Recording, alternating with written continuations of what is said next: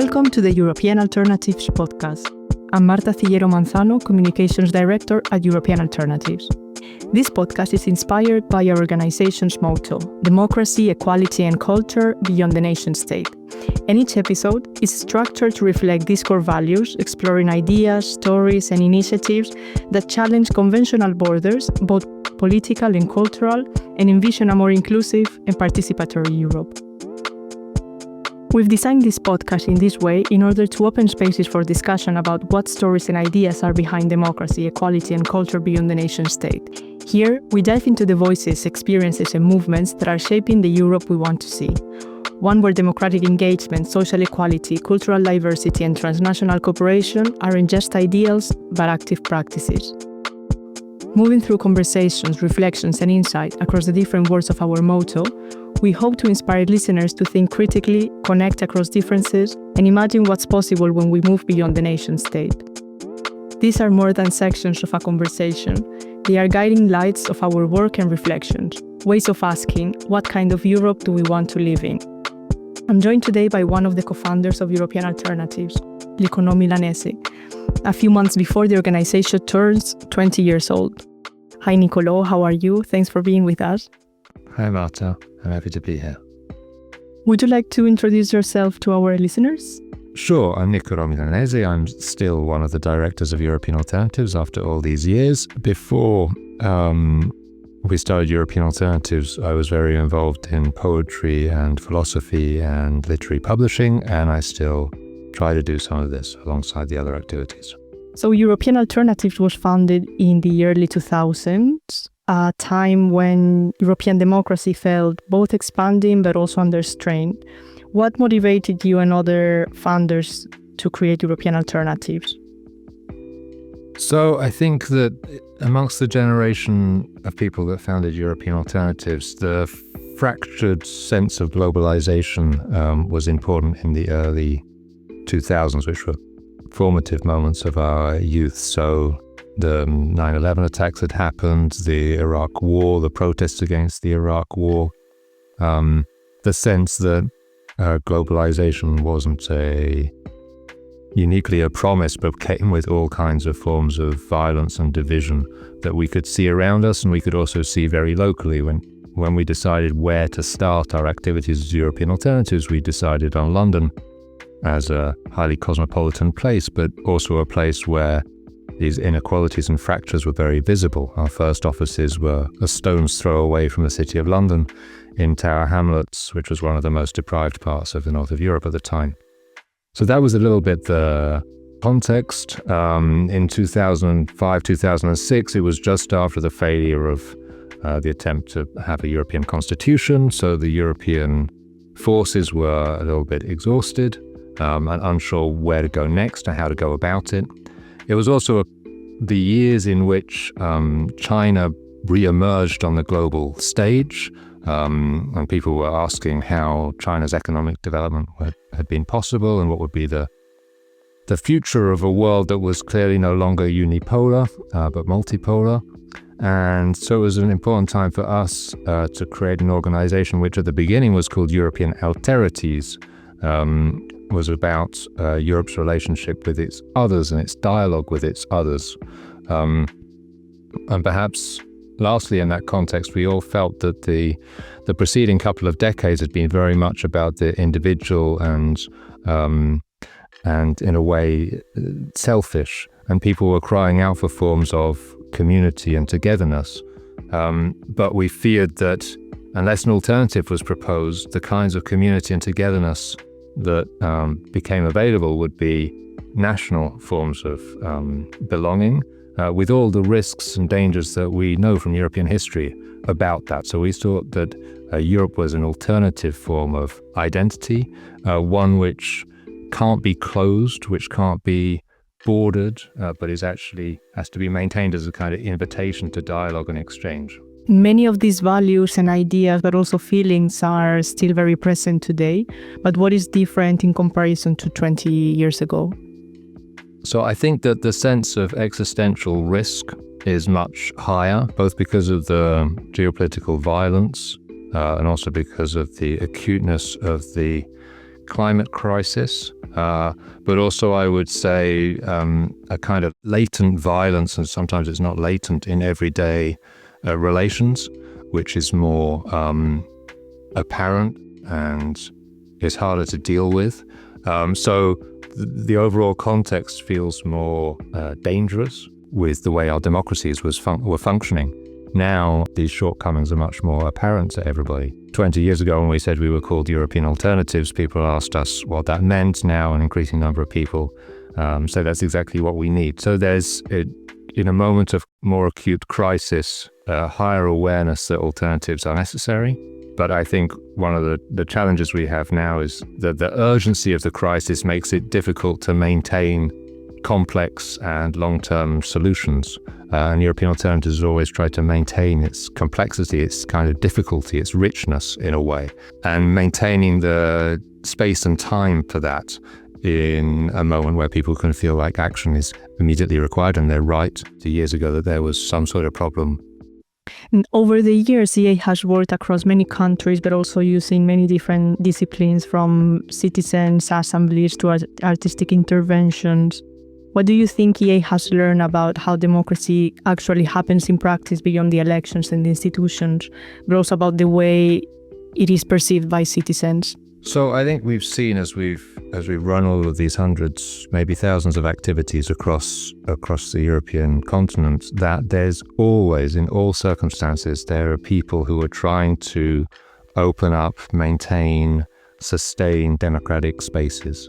Which shows that those democratic spaces don't just exist automatically, they require work. They also shows that they're often under threat from people or forces that would prefer that not everybody gets to have a say, not everybody counts. So there's always these people trying to hold open those spaces. And I think we've also learned that the character of those spaces, the ethos that animates any kind of democratic exchange or exercise is really what's crucial. And it's often somebody making sure that somebody else is heard, or pointing out some kind of injustice that hasn't been noticed, or making a connection with another place that's experiencing the same issue or is somehow connected to whatever's under discussion here and now. These kinds of gestures are what make democracy possible, whether it's at the biggest kind of institutional scale like elections, which obviously relies on a whole load of people having a democratic ethos and approach in the way that they count the votes and welcome people to come and vote and so on and run the elections, or whether it's at a very personal level between friends or inside of families. It's the kind of spirit and ethos of democracy, and the sense that everybody has a responsibility for it, that is the thing that has to be maintained and fostered. This leads us to equality. Without equality, democracy would risk becoming symbolic. So I wanted to ask you, what have been some of the biggest inequalities or exclusions you've seen persisting across Europe, and how has EA tried to confront them? So I think a formative experience for European Alternatives was that rapidly after we started organizing activities in 2007, through 2007, 2008, 2009, we ran various activities which involved people identified as Roma or Sinti, and we learnt about the massive discrimination that continues to exist after millennia inside of Europe against people who were identified in this way. And at that time, in 2008, there was also political attacks. President Sarkozy of France at the time was expelling Roma people from France. There were attacks on places where Roma were living in Italy and elsewhere in Europe. And this millennia-long massive discrimination of people in Europe is insufficiently talked about, insufficiently identified as a problem, rarely on political agendas to be dealt with, but it's systematic throughout the whole of the continent. And I think I've come to think that if that's not dealt with, then addressing other kinds of racism, discrimination, the way that migrants are treated, and so on, is going to be very tricky. I see this as a kind of prelude to everything that we've seen over the past 20 years in terms of violence towards racialized people, violence at the border. And one can't even talk about equality between different genders without addressing the way the Roma are treated.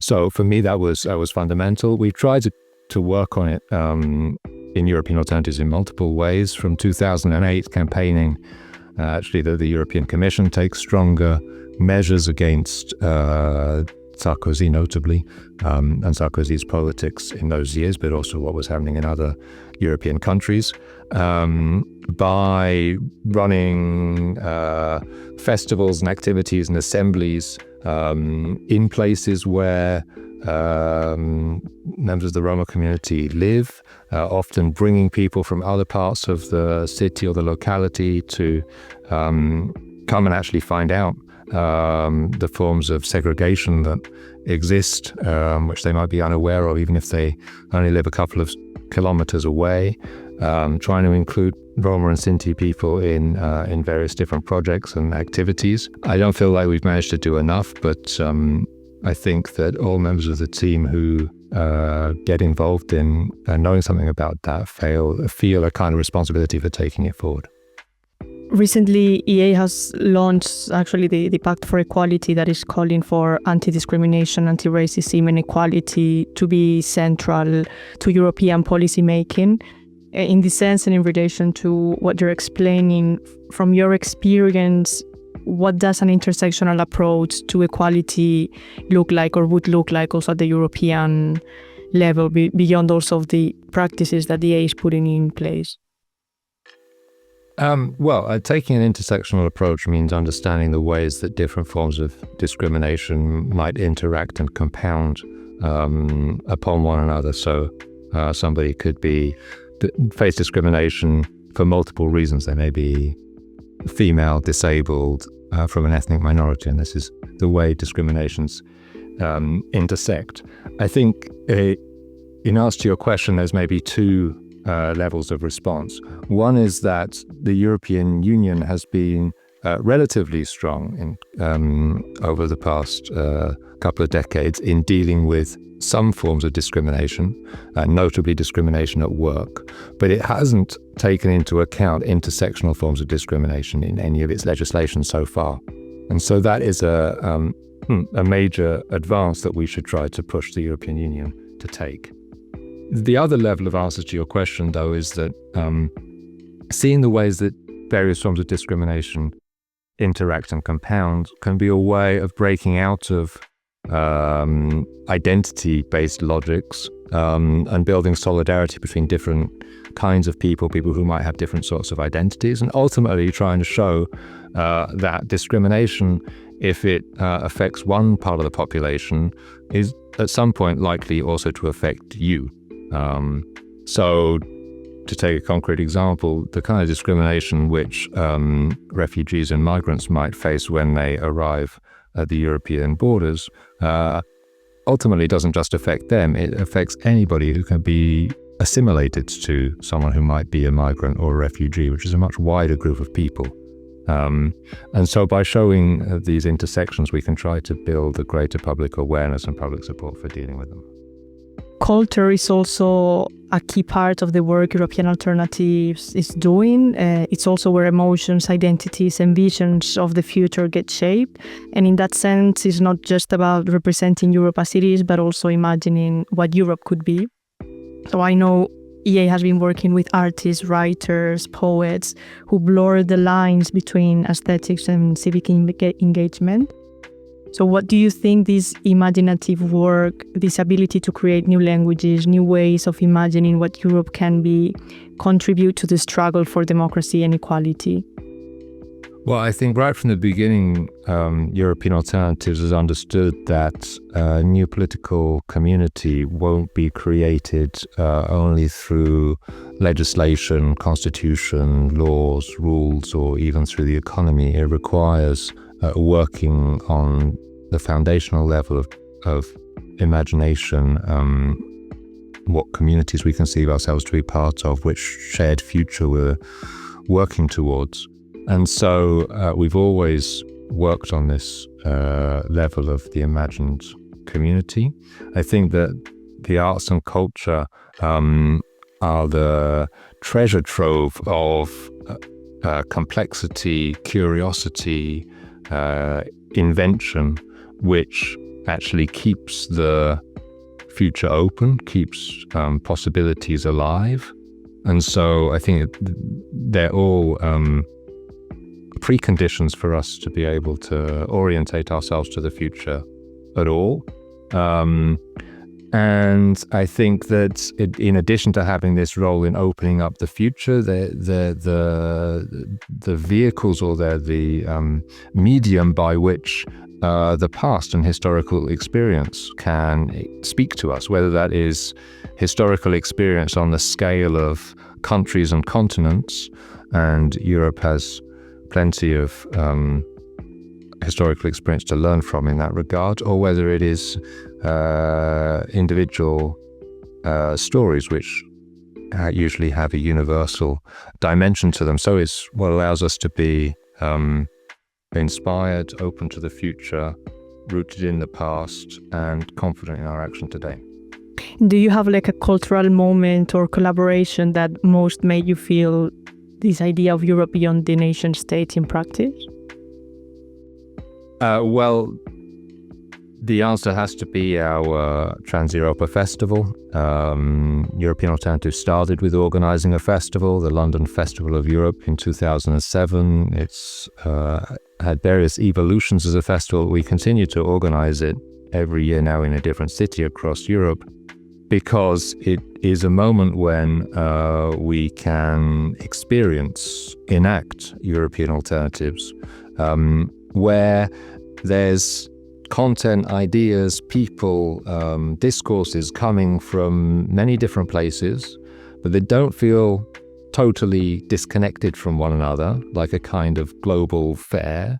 So they're tightly interwoven with each other, but they're interwoven and connected in ways which don't match the logic of the nation state.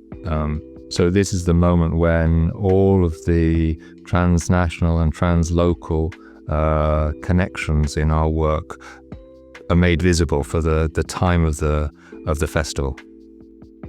And from the beginning, the idea of going beyond the nation state has been a radical part of EA's vision, challenging the assumption that democracy and citizenship can only exist within national borders.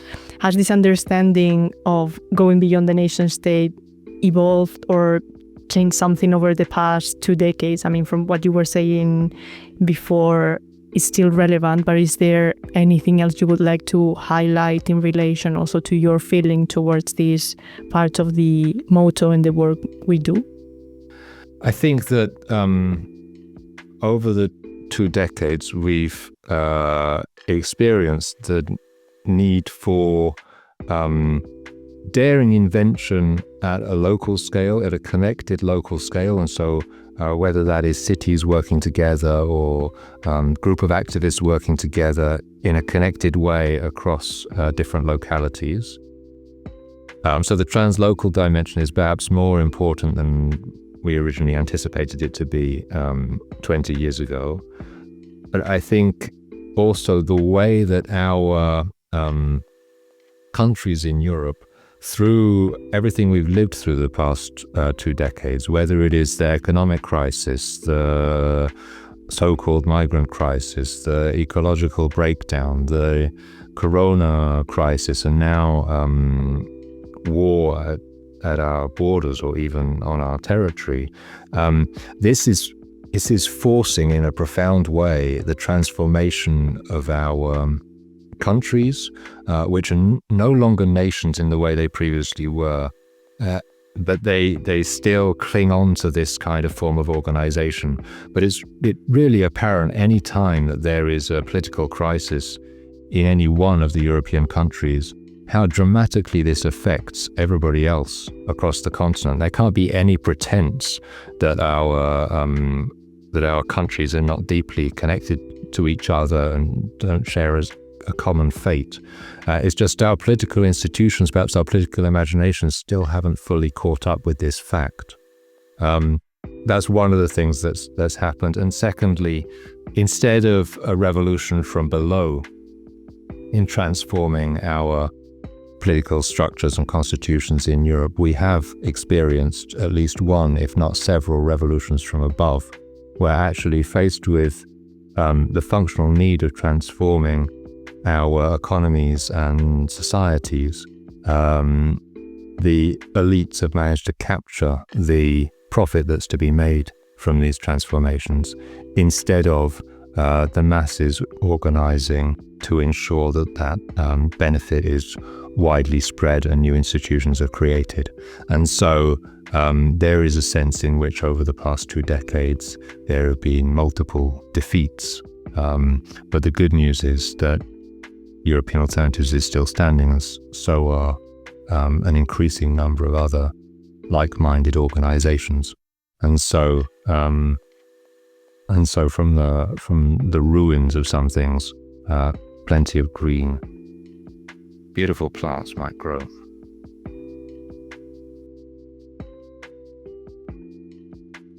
And what gives you hope for the future? You know, Marta, I don't think about hope for the future very much, actually. What motivates me every day to keep on working is largely the wonderful people I get to work with every day. I'm maybe particularly lucky in that, but it's also a clear trend that people who work in civil society or activist activities in the third sector typically have much richer personal relationships, at least at work, than people who work in other parts of the economy. So that's a benefit for the kind of work that we do.